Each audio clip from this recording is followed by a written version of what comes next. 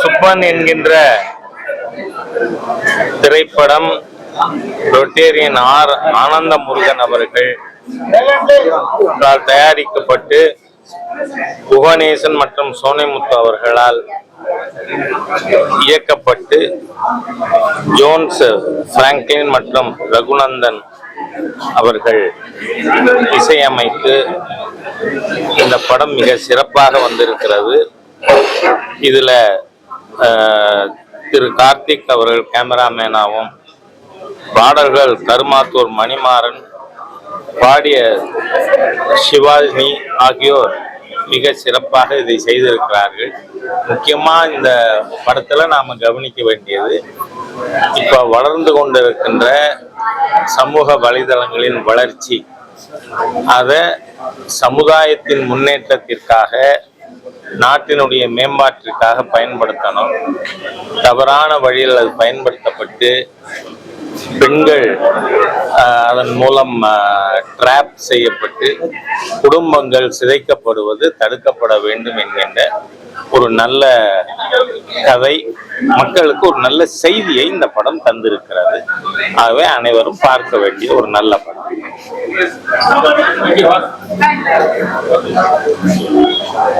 இப்ப நான் என்னோட சொல்லலாமா? இல்ல, என் கருத்து சொல்லிட்டேன். நல்ல படம், பார்க்க வேண்டியது. நேற்றைய தினம் மதுரையில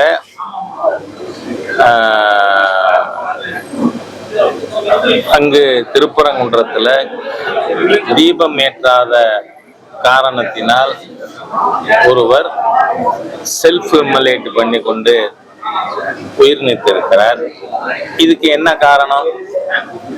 நீதிமன்ற தீர்ப்பை மதிக்காமல் ஒரு அரசாங்கமே செய்த தவறின் காரணமாக இன்றைக்கு அந்த இளைஞர் இறந்து போயிருக்கார். அதனால இது தற்கொலை இல்லை, கொலை. அதாவது நீதிமன்ற தீர்ப்பை ஒரு ஹிந்து விரோத தீய அரசு செயல்படுத்தாத காரணத்தால் இன்றைக்கு ஒரு குடும்பமானது இப்படி நடுத்தருவில் விடப்பட்டிருக்கு. இன்னமும் இந்த ஹிந்து விரோத போக்கு, நாத்திகவாதம் எவ்வளவு உயிர்களை பறிகொள்ள போகிறது அப்படின்னு தெரியல. கள்ளச்சாராயம் சாப்பிட்டு இறந்தாலே 10 லட்சம் கொடுக்கக்கூடிய ஒரு அரசாங்கம் இந்த செல்ஃப் இம்மலேட் பண்ணி கொண்டு உயிர் நீத்த குடும்பத்துக்கு என்னன்னு இனி வர அறிவிக்கல. காரணம் என்ன? இந்த கொலைக்கு இந்த அரசாங்கம் தாங்க. இன்னும் சொல்ல போனா அந்த கலெக்டரும் கமிஷனருமே தற்கொலைக்கு தூண்டிய குற்றத்திலே கைது செய்யப்பட வேண்டும்னு கேட்டுக்கிறேன். குற்றவாளிகள் ஒரு நீதிமன்ற தீர்ப்பை செயல்படுத்தலைன்னா அவங்க அரசாங்கத்துல வச்சிருக்கிறதே மக்கள் விரோத செயல் தானே. அதனால அந்த குடும்பத்திற்கு குறைந்தது 1 கோடி ரூபாய் நஷ்ட ஈடு கொடுக்கணும். 2வது, அந்த கலெக்டர் அண்ட் கமிஷனர் நீதிமன்ற தீர்ப்பை ஸ்பாட்ல செயல்படுத்தப்பட வேண்டிய அந்த 2 பேர் தான். அந்த 2 அதிகாரியும் தான் இந்த தற்கொலைக்கு தூண்டியவர்கள். ஆகவே தற்கொலைக்கு தூண்டிய குற்றத்திற்காக அவர்கள் கைது செய்யப்பட வேண்டும் அப்படின்னு நான் கேட்டுக்கிறேன். இனிமேலாவது இந்த கண்மூடி ஹிந்து விரோத கொள்கையை ஸ்டாலின் அரசு நிறுத்தி கொண்டு உடனடியாக அங்க திருப்பரங்குன்றத்தில் தீபம் ஏற்றுவதற்கு அரசாங்கம் தேவையான ஏற்பாடு செய்யணும். ஒன்னு யோசிக்கட்டும், mister Stalin has got no good advices. ஏன்னா அன்னைக்கு நீதிமன்ற தீர்ப்பின்படி 3 பேர் 10 CISF ஜவான்களோட போய் ஏத்தி இருந்தா பிரச்சனை முடிஞ்சிருக்கும்ல. ஏன்னா முஸ்லிம் சகோதரர் எல்லாரும் தெளிவா சொல்லியிருக்காங்க, நாங்க யாரும் அப்ஜெக்ட் பண்ணல. அப்போ அவர்கள் தரப்புல இருந்து அப்ஜெக்ஷனே இல்லை.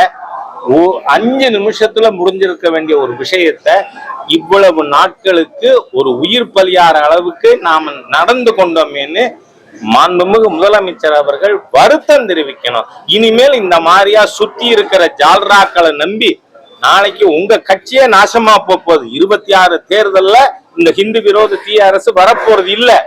ஆனா இனிமேலாவது அரசியல்ல இவர் ஹிந்து விரோதமா நடந்து கொள்ளாமல் உயிர்கள் பலியாவதற்கு காரணமாக இல்லாமல் திருந்தட்டும் என்று நான் கேட்டுக்கொள்கிறேன். அதுக்கு அந்த முருகன் தான் அருள் புரியும். நிச்சயமா தவறு. இது ஏற்கனவே நேற்றைய தினம் நான் என்னோட சோசியல் மீடியா பதிவுலையும் போட்டிருக்கேன். யாரும் இந்த மாதிரியான முடிவுக்கு, தற்கொலை என்பது எந்த பிரச்சனைக்கும் தீர்வு அல்ல. ஆகவே அது வருந்தத்தக்கது. ஒரு குடும்பம் இன்னைக்கு தவிக்க விடப்பட்டு இருக்கிறது அரசின் முட்டாள்தனமான, கண்மூடித்தனமான ஹிந்து விரோத கொள்கையால். அதை நாம கண்டிக்கணும். ஆனால் எந்த பிரச்சனையும் உயிரோடு இருந்து எதிர்கொள்வதுதான் சரியான தீர்வு அப்படின்னு நான் இளைஞர்களுக்கு தெரிவித்துக் கொள்கிறேன். அதான் சொல்றேன், first let this government arrest the collector and commissioner. ஏன்னா அவர்கள் தான் ஸ்தானத்துல இருந்து இத செயல்படுத்தாத குற்றவாளிகள். நீதிமன்றத்தை அவமதித்த குற்றவாளி யாரு? Collector and commissioner. அவங்க முதல் அரெஸ்ட் பண்ணுங்க சார். இந்த கொலைக்கு தூண்டியதே, தற்கொலைக்கு தூண்டியதே அந்த 2 பேர் தான். அதனால நீதிமன்றம் சரியான தீர்ப்பு கொடுத்தது. ஏன்னா 1931 பிரிவி கவுன்சில் ஜட்ஜ்மெண்டின் படி, அந்த ஜட்ஜ்மெண்ட்டை நான் முழுசும் படிச்சவன். ஜட்ஜ்மெண்ட்ல தெளிவா சொல்லி இருக்கு, the structure claimed by Mohammedans. தர்கான்ற வார்த்தை கூட அதுல யூஸ் பண்ணல. The structure claimed by Mohammedans, அவங்களுக்கு 33 சென்ட் மட்டுமே உரிமை இருக்கு. இது entire hill belongs to the temple அப்படின்னு தீர்ப்பு இருக்கு.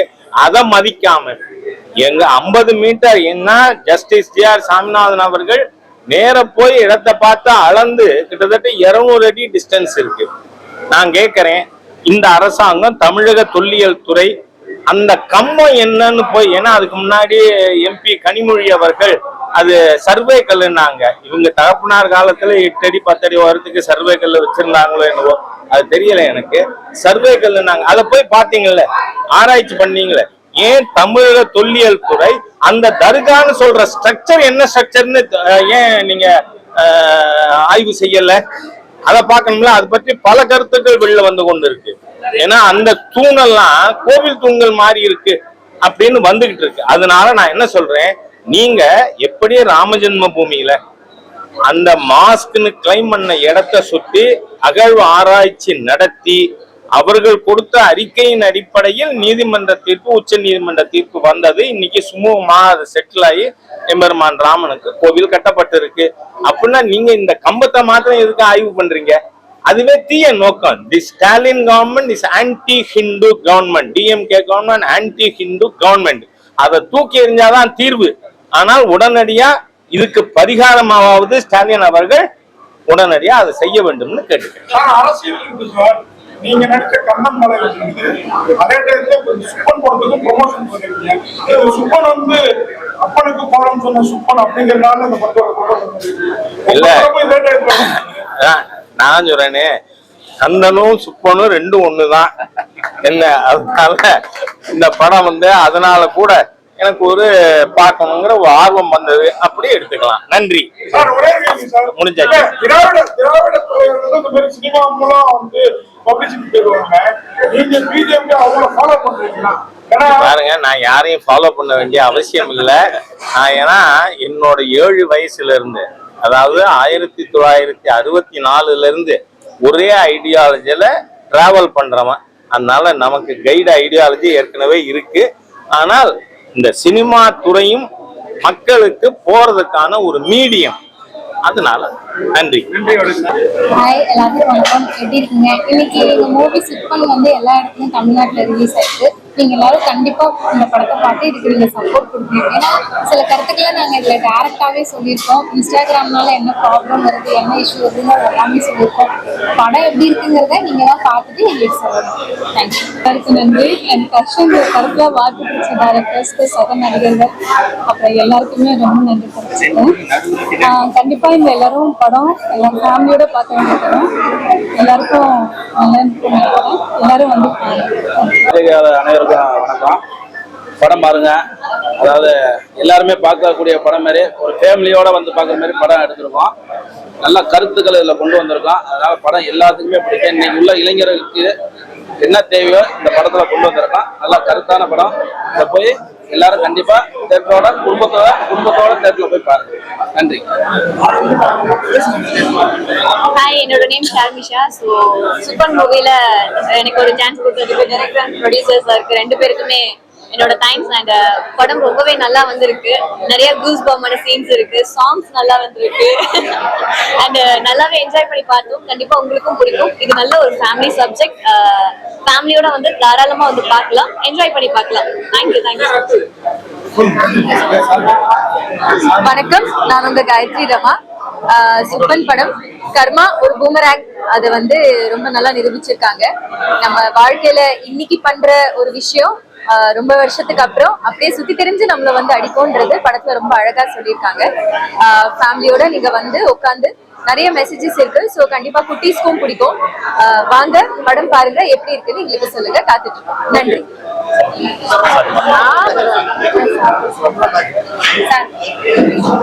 வணக்கம், எல்லாருக்கும் வணக்கம்.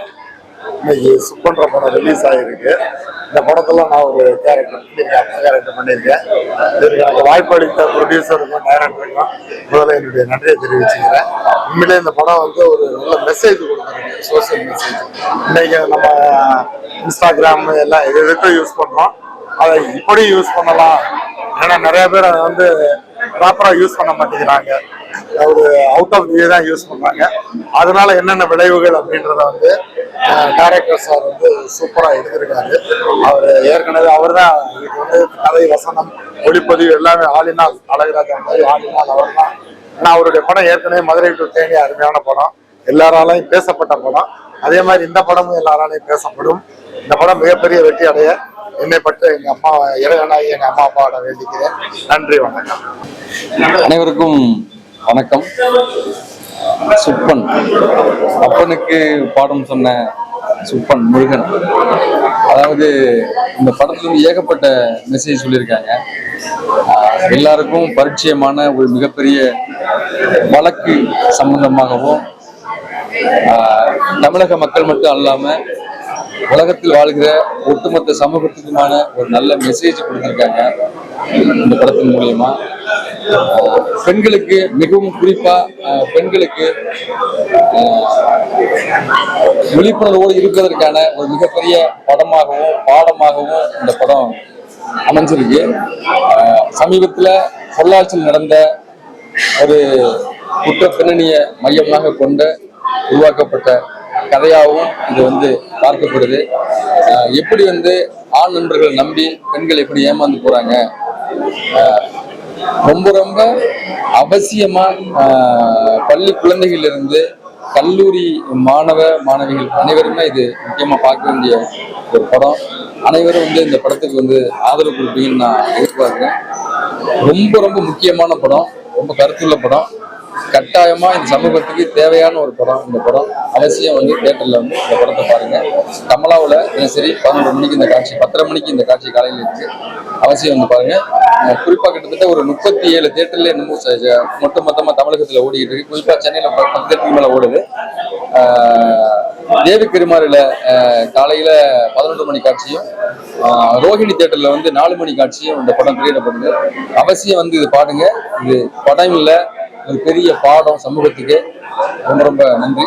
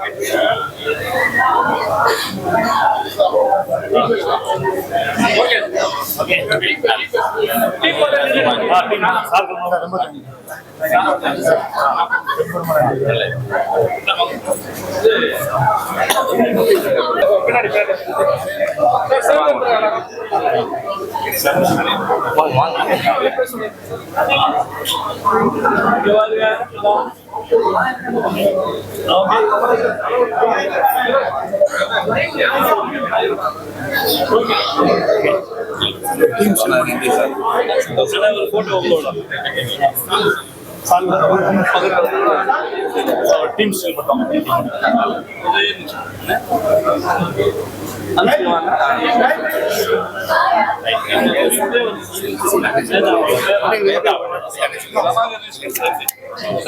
சார் உங்க டீம் மட்டும்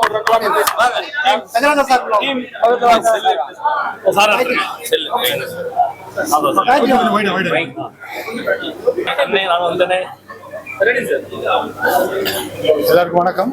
இன்னைக்கு சுப்பன் திரைப்படம் தமிழ்நாடு ஃபுல்லாகவே ரிலீஸ் ஆகிருக்கு. அதோட ஒரு ப்ரீமியர் ஷோ போட்டோம்.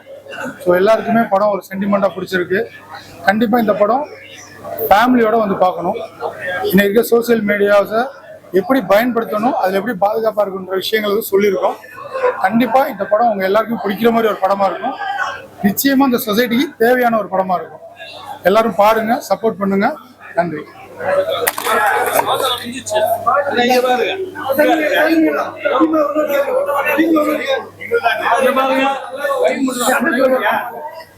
இது மைக்